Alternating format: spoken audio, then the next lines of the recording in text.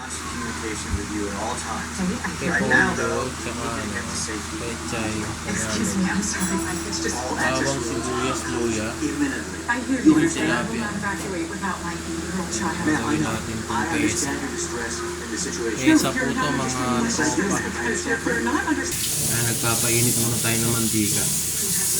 After po nito, salang na natin yung pesa. Sibuyas, bawang at luya. Nakita niyo po yung pechay tsaka repolyo. Press na press po yan. Ayan na po, sibuyas na po.